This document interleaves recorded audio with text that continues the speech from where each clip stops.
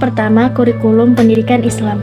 Kurikulum pendidikan Islam adalah seperangkat rancangan yang dirumuskan untuk mencapai tujuan pendidikan yang selaras dengan ajaran Islam.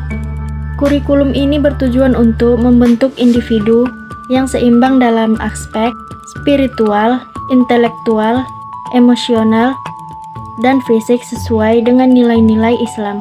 Yang kedua, tujuan pendidikan Islam.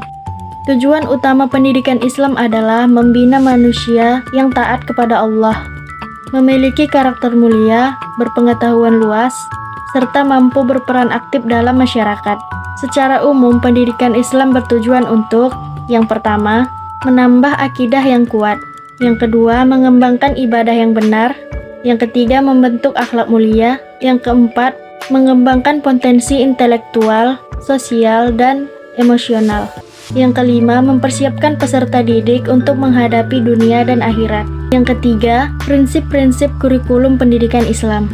Yang pertama, keterpaduan; yang kedua, keselarasan; yang ketiga, relevan; yang keempat, berorientasi pada akhlak. Saya akan menjelaskan tentang 4 komponen kurikulum pendidikan Islam. Kurikulum pendidikan Islam terdiri dari komponen-komponen utama yang meliputi A. Materi pelajaran, B. Metode pengajaran, C. Evaluasi. Jadi yang pertama adalah Al-Quran dan Hadis. Itu masuk ke dalam materi pelajarannya. Yang A itu meliputi yang pertama Al-Quran dan Hadis, 2 akidah, 3 ibadah, 4 akhlak, 5 sejarah Islam, 6 fikih, 7 bahasa Arab.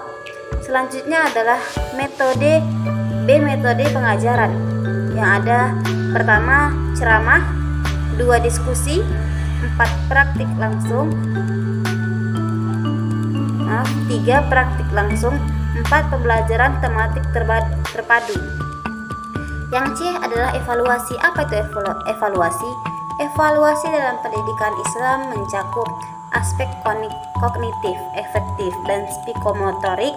Penilaian dilakukan melalui ujian tertulis, hafalan, praktik ibadah, serta observasi terhadap sikap dan akhlak siswa. 5. Implementasi kurikulum pendidikan Islam. A. Lingkungan sekolah. Sekolah harus menciptakan suasana yang islami, mulai dari tata berpakaian, adab bicara, hingga penyediaan fasilitas untuk ibadah seperti masjid atau musola. B. Kurikulum formal dan non-formal. Kurikulum pendidikan Islam diterapkan baik melalui jalur normal atau seperti madrasah, contohnya madrasah, pesantren, dan sekolah, maupun non-formal.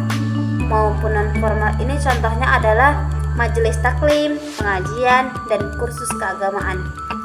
Selanjutnya ada C. Peran guru.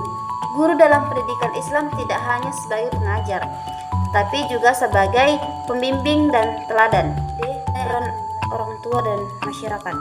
Kurikulum pendidikan Islam tidak bisa berdiri sendiri di sekolah, harus melibatkan orang tua dan masyarakat. 6. Tantangan dan solusi dalam implementasi kurikulum pendidikan Islam. Beberapa tantangannya adalah kurangnya tenaga pengajaran yang kompeten, keterbatasan fasilitas untuk mendukung praktik ibadah, tantangan dari globalisasi dan modernisasi. Selanjutnya 7. Pembelajaran dalam kurikulum pendidikan Islam. Pendekatan integratif. Kedua, pendekatan holistik. Yang kedelapan ada evaluasi dan penilaian. Evaluasi dalam kurikulum pendidikan Islam tidak hanya berfokus pada hasil akademis, tetapi juga mencakup penilaian terhadap sikap, akhlak, dan keterlibatan siswa dalam kegiatan keagamaan dan sosial. Kesembilan, model kurikulum di berbagai negara.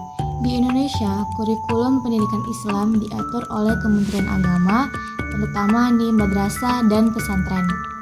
Yang kedua, Malaysia. Pendidikan Islam di Malaysia juga terintegrasi dengan kurikulum nasional. Ada sekolah-sekolah agama yang dikelola pemerintah serta sekolah swasta fokus pada pendidikan berbasis Islam. 3. Ada Timur Tengah. Di negara seperti Arab Saudi, Mesir, dan lain-lain, pendidikan Islam sangat terfokus pada kajian Al-Quran, fikih, dan hadis, serta bahasa Arab sebagai bagian penting dari kurikulum. Namun beberapa sekolah juga mengajarkan ilmu-ilmu umum. Yang ke-10 ada tantangan dalam kurikulum pendidikan Islam. Keseimbangan antara ilmu agama dan ilmu umum. Salah satu tantangan besar adalah bagaimana menyeimbangkan waktu dan fokus antara ilmu agama dan ilmu umum, sehingga siswa tidak hanya kuat dalam satu bidang. Pengembangan teknologi dalam ilmu pengetahuan sering dengan pengembangan teknologi. Tantangan bagi kurikulum pendidikan Islam adalah bagaimana menyiapkan generasi yang mampu bersaing secara global tanpa kehilangan identitas keislaman. Dan yang terakhir itu yang ke-11 ada pengaruh pendidikan Islam terhadap masyarakat.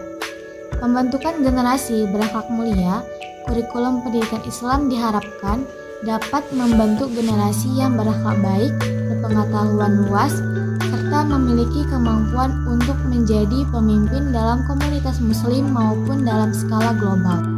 Kurikulum pendidikan Islam diharapkan dapat membentuk masyarakat yang mampu berkontribusi dalam pengembangan peradaban, baik di bidang ilmu pengetahuan, ekonomi maupun sosial, yang berlandaskan pada keadilan, kesejahteraan, dan perdamaian.